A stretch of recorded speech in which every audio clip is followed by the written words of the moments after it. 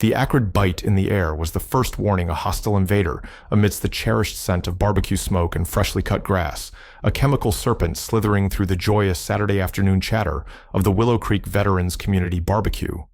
Laughter died in throats, replaced by confused coughs. Children, moments before chasing each other with gleeful shrieks around the oak trees, began to cry, their small hands rubbing at irritated eyes. Plates clattered to the grass, forgotten. David, his face usually ruddy with good cheer, contorting in discomfort, wheezed beside me. "Mike, what is that? Smells like poison." My own eyes were stinging a familiar burn I hadn't expected to encounter in my own backyard, amongst friends, amongst men and women who had already faced their share of hostile environments. The joyous tableau of checkered blankets, sizzling burgers, and shared stories was dissolving into a scene of panicked retreat.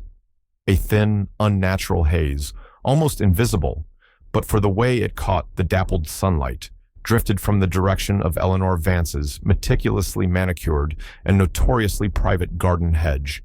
A faint hissing sound, like a punctured tire slowly expiring, underscored the rising panic. My gut clenched. This wasn't an accidental spill. This was deliberate. And the specific chemical signature beginning to register in my mind, a faint metallic tang beneath the chlorine-like sharpness, was chillingly familiar from training simulations from real-world disasters I'd managed. Unbeknownst to Eleanor or Karen, as some of the more exasperated neighbors had dubbed her, she hadn't just antagonized a group of veterans, she had just assaulted the man who led the State Hazardous Materials Response Unit. The question wasn't what was happening, but how quickly I could stop it, and how severe the reckoning would be. Life in Willow Creek had until recently been an exercise in deliberate tranquility for me. After years spent in high-stress environments, first in the military, and now as the director of a unit that dealt with the ugliest chemical and biological threats imaginable, my home was supposed to be a sanctuary. The quiet streets, the friendly waves from neighbors, the comforting predictability of suburban rhythms. These were the balms I sought. Our veterans group was a core part of that peace, a small band of us who found solace and understanding in shared experiences. We'd served in different eras, different conflicts, but the bond was undeniable. Our monthly barbecues in the community park were less about organized remembrance and more about present-day camaraderie, a chance to laugh, to share, to simply be without the weight of the world pressing down. We'd grill, tell stories. Old David would bring out his harmonica, and Sarah, who'd done 2 tours in Afghanistan, would usually beat everyone at horseshoes. It was simple. It was good. Eleanor Vance, however, seemed to find our simple good an affront to her sensibilities. She lived in the house bordering the park's eastern edge, her property line a fortress of thorny rose bushes and a 6-foot privacy fence. Her complaints had started subtly a year ago, notes left on the community notice board about excessive noise levels and unpleasant smoke lingering. Then came the direct appeals to the HOA, citing obscure bylaws about gathering sizes and designated picnicking hours, none of which actually forbade our activities. We'd made adjustments, ending our gatherings earlier, trying to position the grills to minimize smoke drift towards her property, but nothing seemed to appease her. Her windows remained shuttered during our events, her presence a palpable disapproving shadow. She was the ghost at our feast, her disapproval a constant low hum beneath our efforts at fellowship. My days were typically a whirlwind of operational briefings, interagency coordination meetings, and budget allocations, often punctuated by the sudden urgent blare of a real-world incident, requiring my team's specialized skills. I'd review reports on chemical spills, coordinate training drills for radiological events, and liaise with federal agencies on threat assessments. The contrast between that world of controlled chaos and potential catastrophe and the desired peace of Willow Creek was stark. I rarely spoke about my job with the neighbors. Most knew I worked for the state in some capacity, but the specifics were something I kept compartmentalized. It was easier that way. It allowed me to just be Mike, the guy who overcooked his steaks sometimes and enjoyed a quiet beer with friends. The inciting incident, the moment Karen's simmering resentment boiled over into overt conflict, occurred about 3 months before the gas attack. We were setting up for our April barbecue. Tom, a jovial former Navy Seabee, was wrestling with a new pop-up canopy when Karen marched across the grass, her face a mask of indignation, a small yapping poodle clutched protectively in her arms. "This is absolutely unacceptable," she announced, her voice tight and high-pitched, carrying across the park. The bylaws clearly state that structures of this nature require a permit from the HOA Architectural Review Committee. Tom, ever the diplomat, smiled broadly. "Morning, Eleanor. It's just a temporary canopy for a bit of shade. We'll have it down by dusk." Temporary or not? She sniffed, adjusting her grip on the struggling poodle. It constitutes a visual blight and potentially impacts the park's designated aesthetic. Furthermore, the smoke from your activities consistently infiltrates my home, aggravating my allergies and distressing Fifi. Fifi let out a confirmatory yelp. Sarah, never one to mince words, stepped forward. "Eleanor, we're a good 50 yards from your fence. The wind's blowing the other way, and this is a community park for the community. That includes us." "Some members of the community," Karen retorted, her eyes narrowing at Sarah, "have a greater respect for rules and consideration for others. I have already lodged a formal complaint with the HOA about these disruptive gatherings. You are all on notice." She turned on her heel and marched back towards her house, Fifi glaring back at us over her shoulder. The air she left behind felt colder. The joy of the setup was punctured. A formal complaint. That was new. That was an escalation.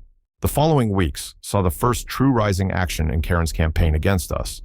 The HOA, a largely toothless body run by well-meaning but conflict-averse retirees, sent us a polite letter citing Karen's complaint and reminding us to be considerate of all residents.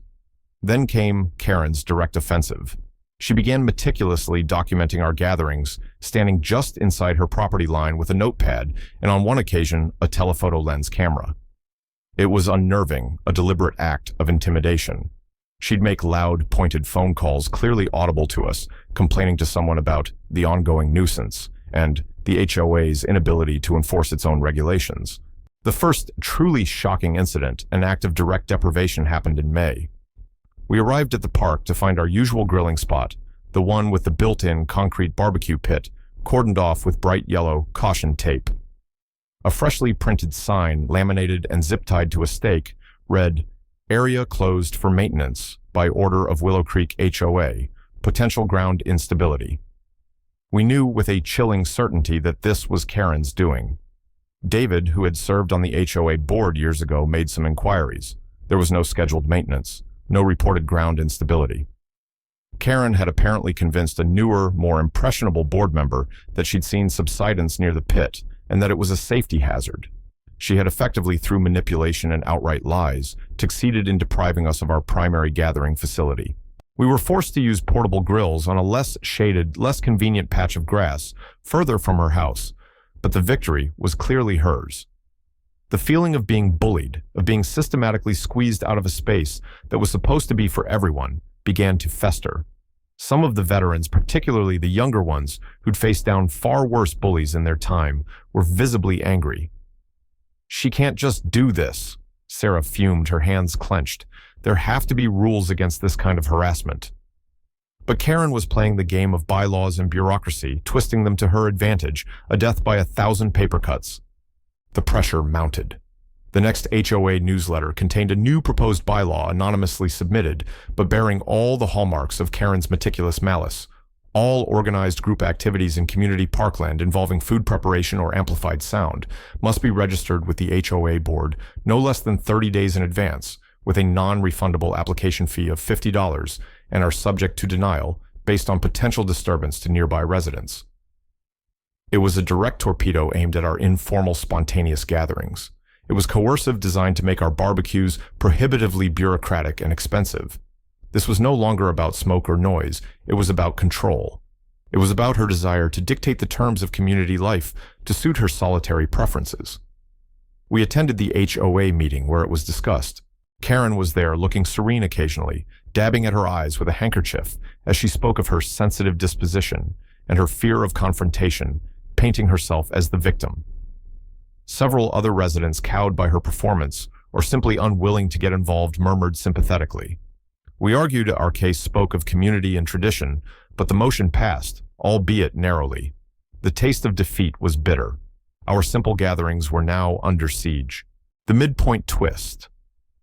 The moment the ground shifted beneath our feet in this petty war came not from a grand reveal, but from an act of unexpected solidarity.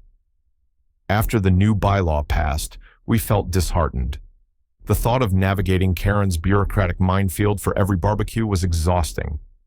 We were discussing perhaps moving our gatherings to a different town park, a sad admission of defeat when Mrs. Henderson, a quiet widow from the other end of Willow Creek, approached us. She'd rarely spoken at HOA meetings, a woman who mostly kept to herself. "Excuse me," she said, her voice soft but firm. "I overheard your discussion. Eleanor Vance, she does not speak for all of us." She then handed David a small folded piece of paper. "My son installed a new security camera on my back porch a few weeks ago. It overlooks the park near that old barbecue pit. I was reviewing the footage for a lost cat, and I saw something you should see." The footage was grainy but clear enough. It showed Karen late one evening, a week before the ground instability sign appeared, furtively loosening the soil around the concrete barbecue pit with a garden trowel, then carefully arranging the caution tape she must have purchased herself. She'd fabricated the entire incident. Mrs. Henderson had also recorded Karen on several occasions just after our barbecues, meticulously spraying a substance along our hedge line facing the park. A substance that, even on the fuzzy video, looked suspiciously like a commercial-grade herbicide, far stronger than anything needed for routine garden care.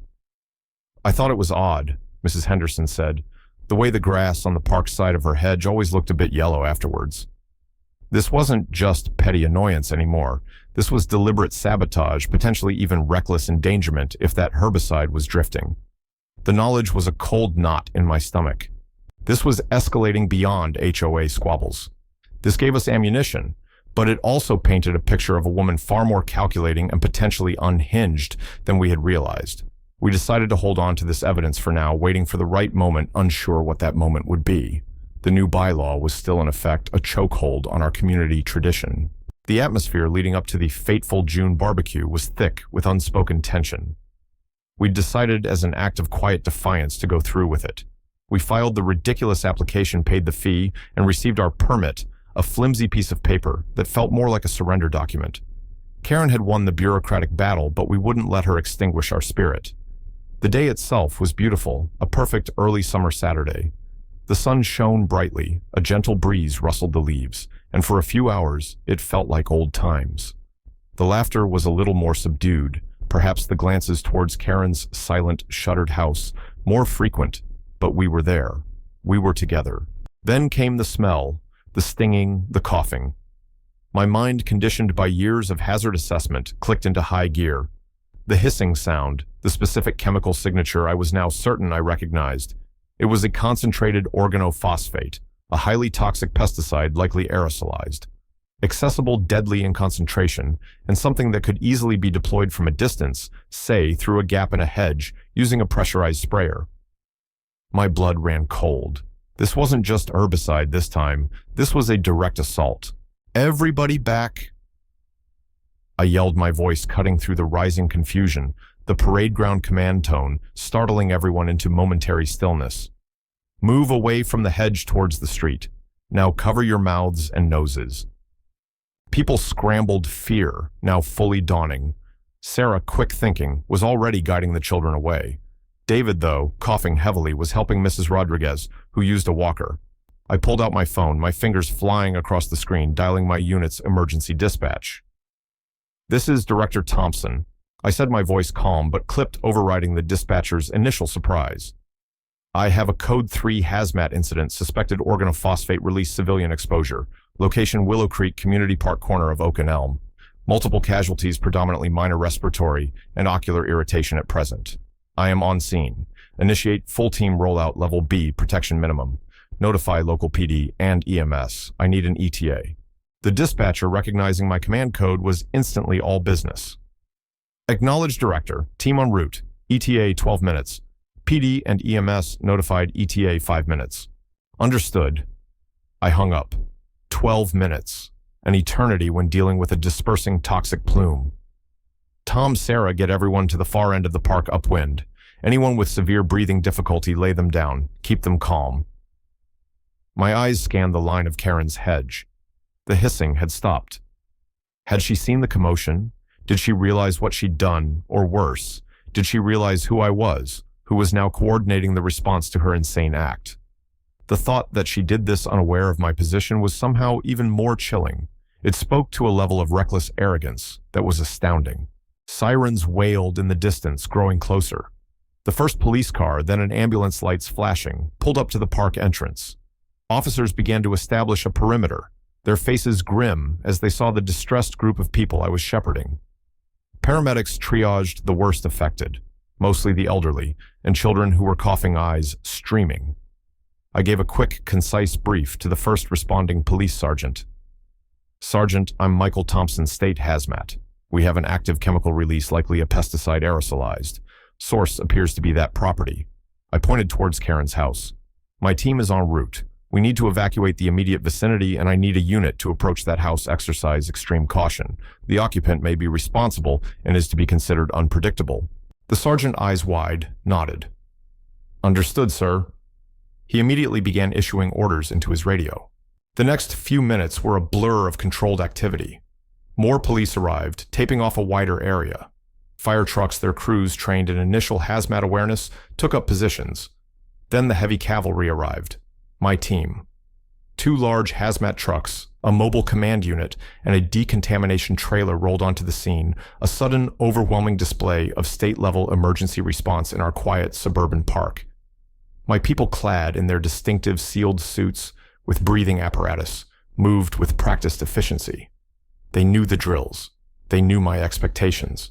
I met my team leader, Mark Jenkins, a seasoned veteran of countless incidents.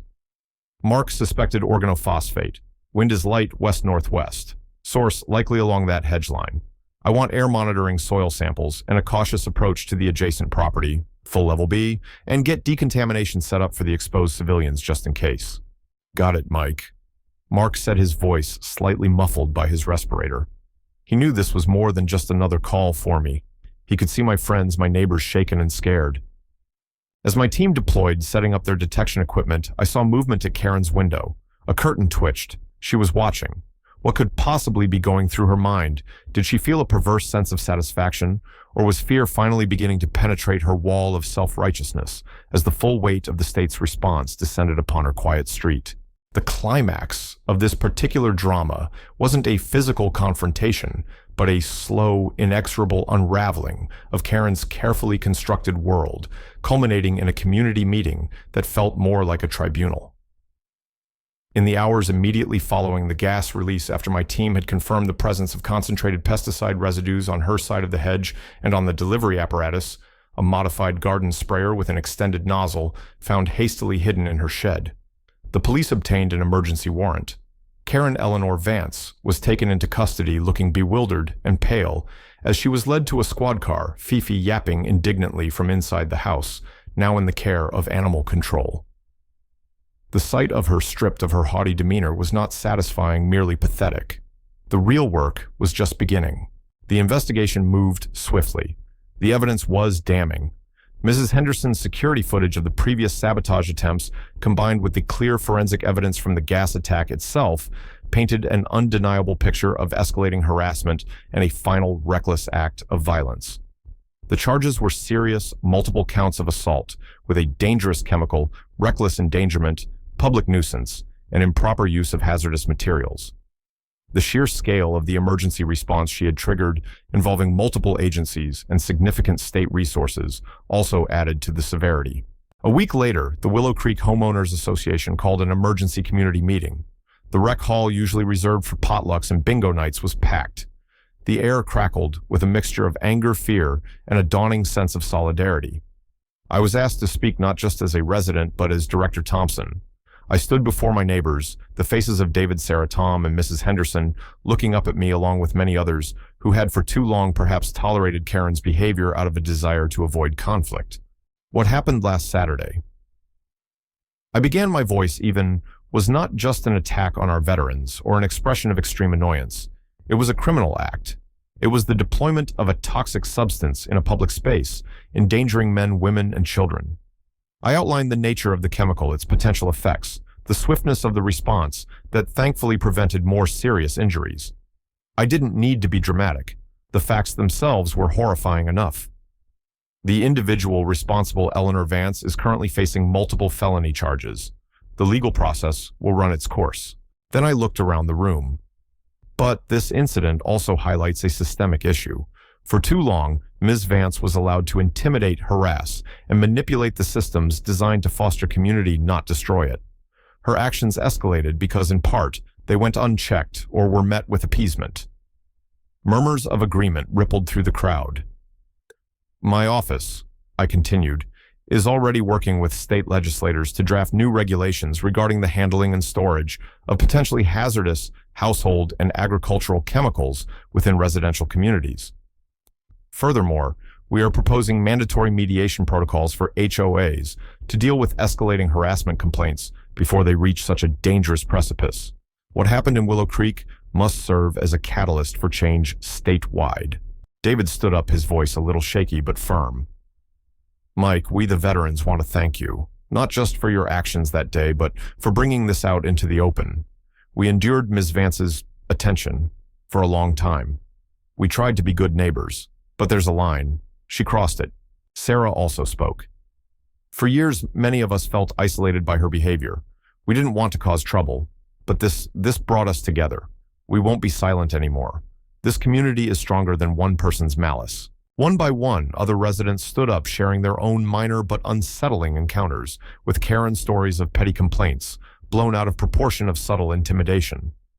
It was a dam bursting years of suppressed frustration and fear, finally finding a voice. The collective narrative painted a clear picture. Karen's actions weren't isolated incidents, but a pattern of behavior that had poisoned the well of community trust. The climax wasn't just her arrest. It was this collective reclaiming of communal space and voice, this unified stance against the toxicity she had spread, both literally and figuratively. The falling action was swift and decisive. Karen's bail was set prohibitively high, given the severity of the charges and the clear evidence of premeditation. Her assets were frozen pending the outcome of the trial, with a significant portion earmarked for a community restitution fund to cover medical expenses, park cleanup, and trauma counseling for those affected, especially the children. Her meticulously kept house fell silent, a monument to her isolation. The legal proceedings were followed closely by local media, the HOA Karen gas attack, becoming a cautionary tale across the state. My unit, true to my word, worked with a bipartisan group of state legislators. The Willow Creek Accords, as the media informally dubbed the new set of regulations, were drafted and fast-tracked. They included stricter licensing and storage requirements for certain classes of pesticides and chemicals in residential areas, clear guidelines for HOA boards on identifying and addressing patterns of harassment, and state-funded mediation services for intractable disputes. It was a comprehensive overhaul directly born from the ashes of our ruined barbecue. Back in Willow Creek, the change was palpable. The fear Karen had instilled began to dissipate, replaced by a renewed sense of neighborliness. People lingered longer in their front yards, conversations struck up more easily across fences. Mrs. Henderson's bravery was lauded, and she found herself the quiet hero of the neighborhood. The veterans group, far from being disbanded, found itself with new allies and supporters. The park, after a thorough decontamination and cleanup supervised by my team, was declared safe. The resolution arrived several months later. Eleanor Vance, facing an overwhelming mountain of evidence and the prospect of a lengthy prison sentence, accepted a plea bargain. She pleaded guilty to multiple felony counts. The judge, citing the calculated cruelty of her actions and the profound breach of community trust, delivered a stern sentence, a significant prison term, followed by a lengthy probation, during which she would be barred from residing in any community with a homeowners association. Her house was sold as part of the asset forfeiture, the proceeds going to the restitution fund and to cover the state's considerable response costs. Fifi, her poodle, was happily rehomed with a family that had a large yard and several children. A month after the sentencing, the Willow Creek community gathered in the park. It was a beautiful autumn afternoon. The scent of barbecue smoke once again filled the air, this time unmarred by any chemical taint. There were more people than ever before, veterans' families, children, even some of the previously reticent HOA board members. David played his harmonica, a cheerful, lively tune. Sarah was teaching a group of kids how to toss horseshoes. Tom was at the grill, his booming laugh echoing through the park. This time, the pop-up canopies were numerous, a defiant celebration of shade and fellowship.